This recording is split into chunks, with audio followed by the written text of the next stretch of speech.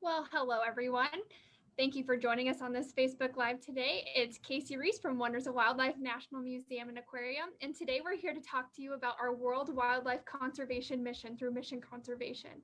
So in order for you to play this really fun mission, all you have to do is log on to www.wondersofwildlife.org/mission-conservation, and that'll take you to our Mission Conservation website. So on this website, you will scroll down until you find Get the App, and that's going to take you to download the Agents of Discovery app. And so that'll take you to the platform that you need to play our Mission Conservation World Wildlife Conservation. So scroll down just a little bit more, then you'll be able to find print images or download our triggers. So if you hit download our triggers, then that is going to show you how you can actually play this game at home. So when you download the triggers, you can either print them off and take them outside and have a really fun scavenger hunt outside, or you can use your smartphone or your smart device and scan it on your computer. One last thing I'm going to take you to is if you scroll down to schedule of missions and activities and you click on Join Agent Elk World Wildlife Conservation, that's going to take you to our really fun activity guide that you can do at home. So in this activity guide, you can do a craft for an inside activity. We also offer an outdoor activity for you to do. And there's also things that you can do to save or to promote conservation. So just log on to that, and that's how you can do our activity guide. One last thing on this on the schedule of mission and activities is Unlock Mission Reward, and that will take you to our Snapchat filter for World Wildlife Conservation. So with us today, we have a guest that you might recognize. He has been here before with us. We have Luke Coccoli with Boone and Crockett. How are you doing? I'm doing well, Casey. Thanks for having me on today. Of course. Thanks for joining us. Yeah, thank you everybody for tuning in today live. We are very excited to talk with you today about the first of a month-long series, World Wildlife Conservation. This week, we're starting local right here in North America. As Casey mentioned, I'm located in the Big Sky country of Montana, and not far from the Agents of Discovery headquarters in British Columbia, Canada. And Casey is down south at the Wonders of Wildlife Museum in Springfield, Missouri. So today I want to start off with a quick question. Have you ever wondered where in the world conservation began? Some North Americans may say it began in the Dakota Territory, where Theodore Roosevelt traveled to in search of a new beginning after losing his mother and his wife the very same day. Others say it started in New York City, where the Boone Crockett Club was founded in 1887. But really, no matter where the original birthplace of conservation is, it's never too late to start your own conservation ethic. So like Casey mentioned, we hope you start that process on Agents of Discovery, and be sure to check out the Boone and Crockett missions as well. So today we're going to take you through a quick PowerPoint slide with a couple of pictures that help bring home conservation in North America. And at the end, we'll cut back live to a couple other objects I have here in our Rasmussen Wildlife Conservation Center classroom lab. The Boone and Crockett Club was founded by Theodore Roosevelt and George Bird Grinnell in 1887, making it the first organization to address wildlife population declines, especially in big game, on a national scale. To a large extent, the history of conservation in North America is the history of the Boone and Crockett Club. Take the development of the Intercontinental Railroad, for example. Railroads brought not only settlers, but also market hunters to the west, and had the capability of transporting hides, skulls, and some meat back east in a relatively quick fashion. The associated idea of manifest destiny, however, left our country's western natural resources at risk if left unchecked and unmanaged. And unfortunately, early on in our nation's westward expansion, that is exactly what happened. But conservation really all started with this guy right here, Theodore Roosevelt. It was in 1884, when his wife and mother died on the same day, that TR packed up his bags and headed west to find solitude in his grief. Settling in the Dakota Territory, TR was enthralled with his perception of the cowboy life. He invested $14,000 in a cattle ranch called Elkhorn. There, Teddy further explored the natural world and grew up to be an avid hunter. His experiences taught him the problems of cattle overgrazing and showed him what the unchecked harvesting of beavers, bison, and other big game animals look like. TR was a prolific writer, and wrote 3 books during his travels out west. Think of these books as basically the Facebook Live of the 1800s, as they made the plight of the West available to a much wider audience. In his book, Hunting Trips of a Ranchman, TR wrote of his views from riding through the Dakota Territory in the 1800s. I'll quote, "A ranchman who at the same time had made a journey of 1,000 miles across northern Montana along the Milk River told me that, to his own expression, during the whole distance, he was never out of sight of a dead buffalo and never in sight of a live one." So that's a pretty impactful statement, a pretty impactful image here, as we know that populations of bison ranged in the hundreds of thousands, if not even millions of numbers. For this reason and many others, the ranching and hunting life TR lived and the detriments to the natural resources that he witnessed in the West is reason enough for some people to call the Dakota Territory the birthplace of conservation. To others, however, like I mentioned before, it's in New York City where TR later gathered some of his closest hunting and outdoor enthusiast friends, which sparked the conservation movement, when Boone Crockett Club was initially proposed at a dinner party in early December of 1887, which, fun fact, to this day, the Boone Crockett Club still meets annually the very first weekend in December, which just happened, and we just concluded our first ever virtual meeting this past weekend. The initial members of the Boone Crockett Club consisted of men of influence, such as George Bird Grinnell, who had a lot to do with the formation of Yellowstone and Glacier National Parks, and also Gifford Pinchot over on the left, talking with Teddy Roosevelt. Gifford was the first chief of the United States Forest Service. And all of these members, who like TR, felt that the big game and animal habitats needed to be protected from unchecked westward expansion. One of the very first things the club did, and in my mind, one of their most forward-thinking ideas, was to create something that is called the National Collection of Heads and Horns in 1906. When this exhibit finally opened in 1922, engraved above the front door to the exhibit were the words, "In memory of the vanishing big game of the world." The thought at the time was literally that many of, if not most of, these big game species were bound to go extinct in the near future. If the club acted now, they could begin to make change, but if not, at least they would have a vast collection of specimens where the public could go and view what may have become the once was. This collection is still maintained today and is housed at the Wonders of Wildlife Museum in Springfield, Missouri, and I believe Casey will tell us a little bit more about that later. Because natural resources, including wildlife, represent the health and wealth of a country and its people, the club knew that they needed to act quickly and effectively to end this ongoing era of extermination, if you will. A system would need to be created to make the needed changes for the sake of wildlife and wild places in North America. We are fortunate in North America to now have a proven system that not only recognizes these values, but also provides for and directs the proper use and management of these resources. What so many of the Boone and Crockett Club members began to work toward is now formally known as the North American Model of Wildlife Conservation. And it is anchored by a Supreme Court decision that decreed that wildlife was common to all and belongs to the people and not government, corporations, or individuals.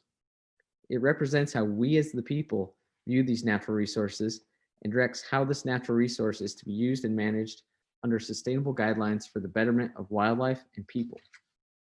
It is the reason why we still have abundant wildlife in the US and Canada, and the opportunity to freely hunt, fish, or enjoy wildlife, each in our own way. The model is guided by 7 principles, and we'll go over those real quick. The first of these 7 is the public trust. The notion of public ownership of wildlife is an ancient concept dating back to the Roman times, but this idea was reinterpreted on European soil, where oftentimes noblemen, such as a king, for example, was the public and owned all the lands, including the wildlife on the lands.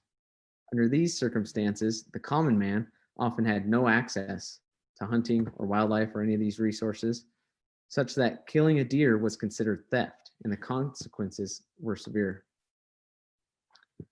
Secondly, the prohibition on commerce of dead wildlife was of paramount significance to the early destruction of North American wildlife, as its commercial value and sale was tremendous. This went against the very grain of the public trust doctrine itself. The doctrine was being misinterpreted and abused, and the government would have to step in to set limits on the scope of what it meant for the public to actually own the wildlife. It was critical to establish that the taking of wildlife was to be for personal use, including to feed one's own family, and to put an end to the sale of dead wildlife in whole or in parts for profit. Remember when we mentioned market hunting, and that market hunting was such a detriment to wildlife? This is exactly what the model was trying to stop. This prompted need for seasons, bag limits, and quotas. Therefore, the third tenet of the North American model is allocation of wildlife by law. Basically, settlers began to realize that the mere presence of man on the landscape can negatively affect wildlife and the habitats that support them.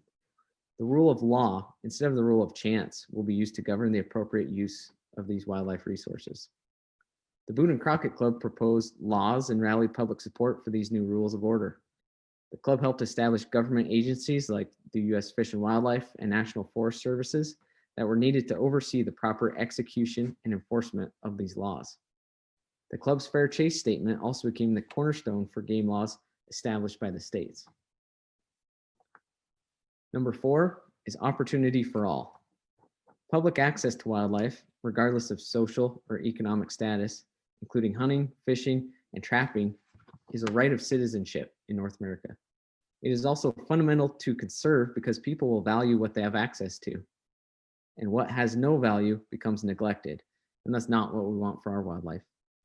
This access fosters individual stewardship and provides the funding necessary to properly manage wildlife resources in a sustainable manner. Number 5, non-frivolous use. In North America, we can legally kill certain wildlife for legitimate purposes under strict guidelines for food and fur, in self-defense or property protection. Laws such as your local state hunting or fishing regulations are in place to restrict casual killing for commercial purposes, wasting of game, and mistreating of wildlife. Next, number 6, international resources. A more geographically broad tenet shows that the proper management of certain species of migrating wildlife, especially, is to be managed by international treaties and laws. The Boone Crockett Club responded to this tenet with the establishment of the National Wildlife Refuge System and the passage of the Migratory Bird Act. Again, focusing on animals that cover a very broad spectrum of North America. This topic also appears when categorizing the 17 different big game species in our record-keeping system, or in this case, the image you see here for moose.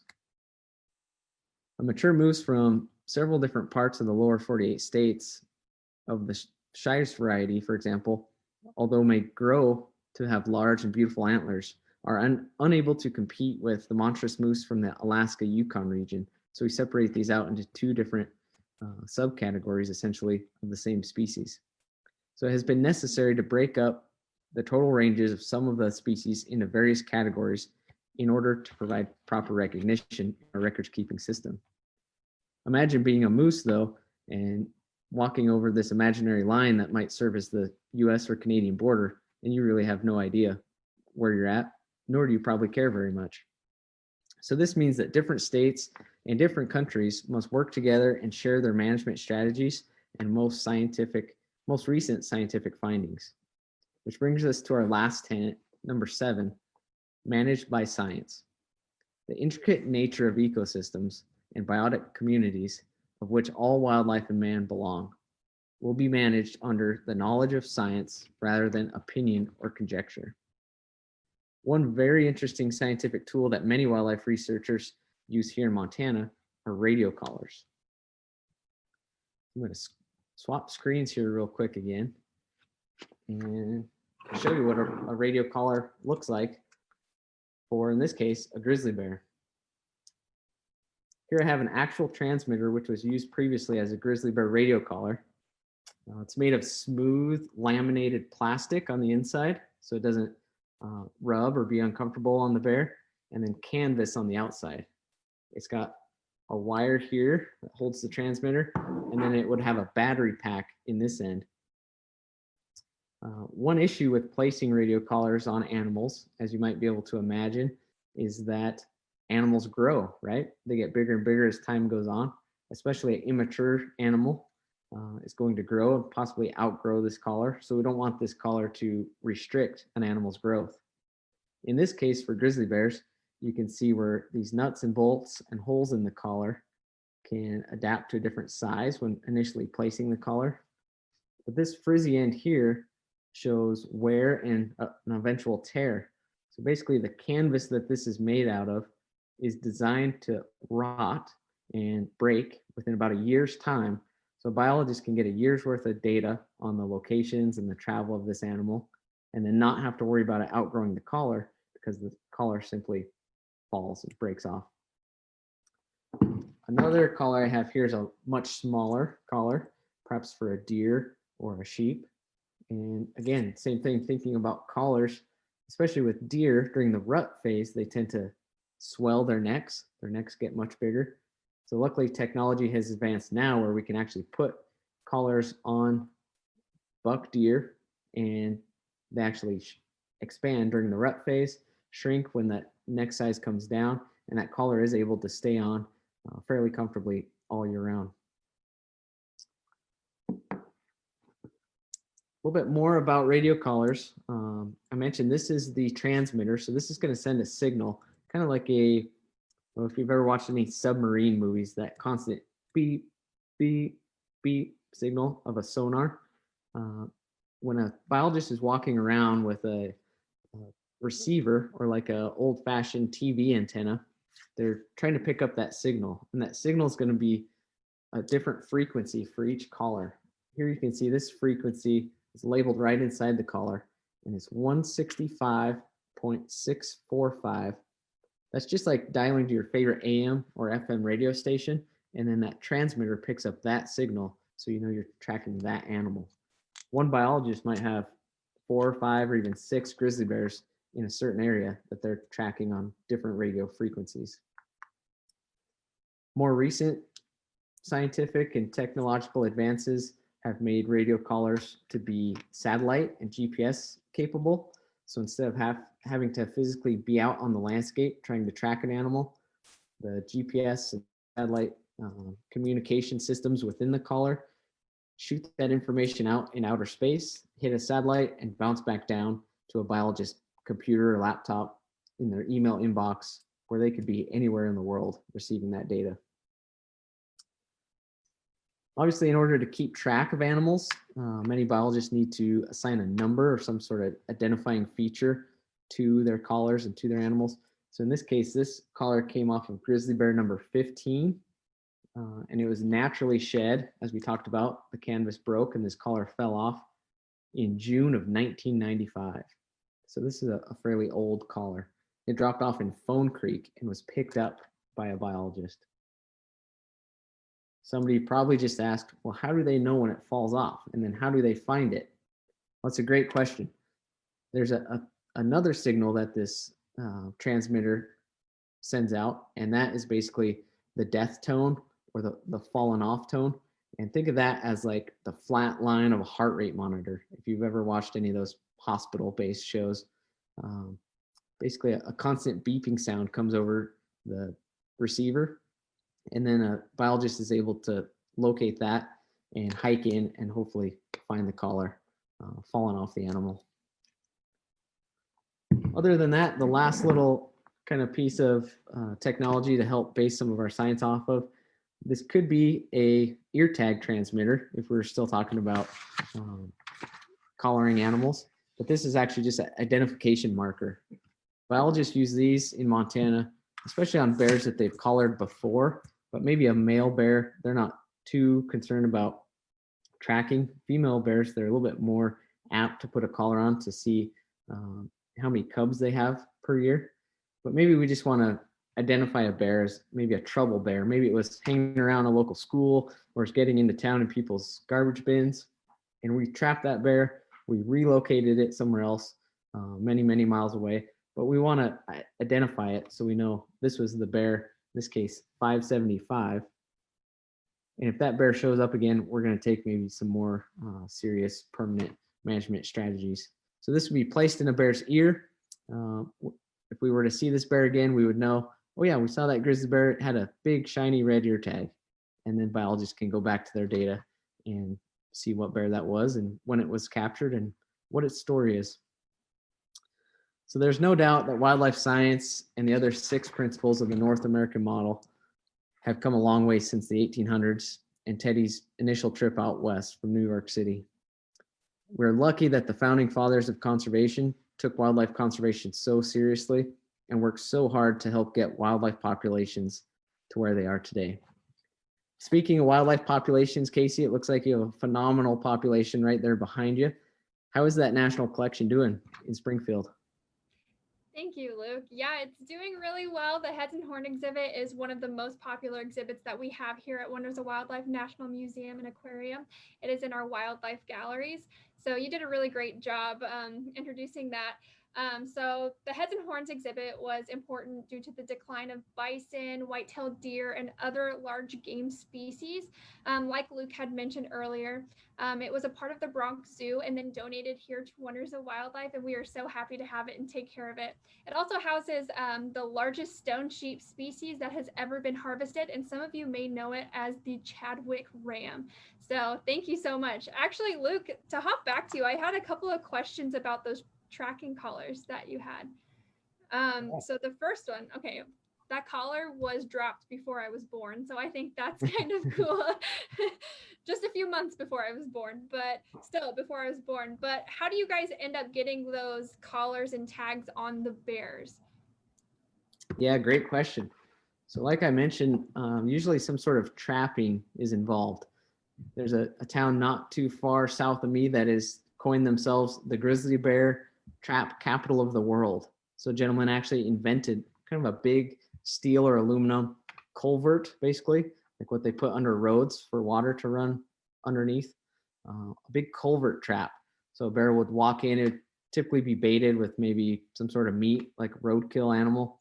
A bear goes in there, traps the trigger, and a door slides in behind them. That's especially troublesome if you're trying to capture a sow bear with cubs.